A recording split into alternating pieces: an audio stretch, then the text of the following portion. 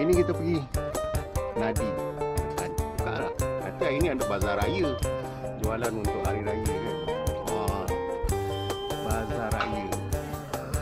Assalamualaikum. Ni kan kita.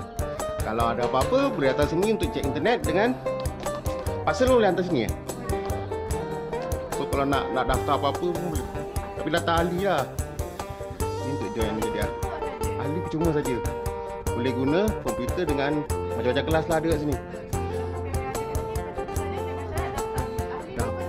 Ahli pun percuma. Korang datang sini. Ahli percuma.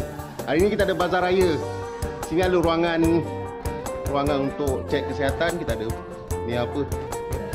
Tekanan darah tinggi, cek BP, cek gula boleh. Ni borang dia untuk saringan. Ni ada buku juga. Kuih raya pun ada. Ni kuih raya daripada Kak Rauzah. Ni ada krepek RM13 je. Apa ni? RM15. RM15 je korang.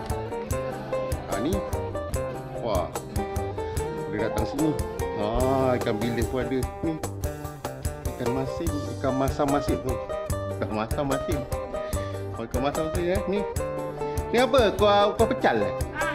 Kuah pecal. Kuah pecal pun ada. Ni boleh buka eh.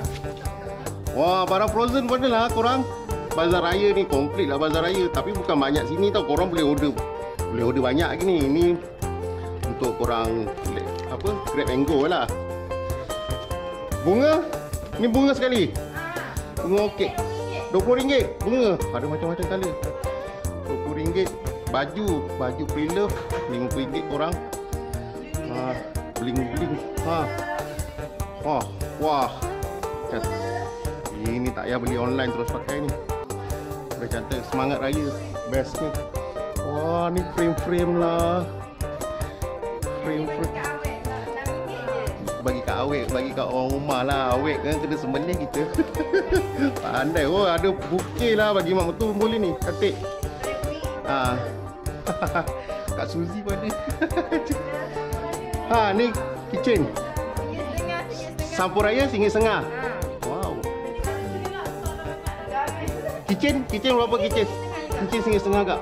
Ni model 2 orang ni. Habislah aku, semua dia ambil ni. Datang orang bazar raya kat Nadi Kupu Gajah. Sampai pukul 4.30 petang ni. 1 sampai 2 kita orang rehat sekejap. Jumpa kat sini. Krono. Share. Kak Suzy pada. Kalau nak booking, nak order barang frozen, Kak Suzy ada sini. Kita kau bawa barang je. Okey sekali kita bawa. So datang Nadi Kupu Gajah dekat menara masjid. Mai sini berarti. Toke baju ada. Dia toke baju ada ni. Berapa selai? Bling-bling. Datang sinilah tanya harga kan. Ada reben lah, toke, semua toke sini cantik sikit. Datang korang sampai pukul 4.30 lagu raya pada. Bye bye.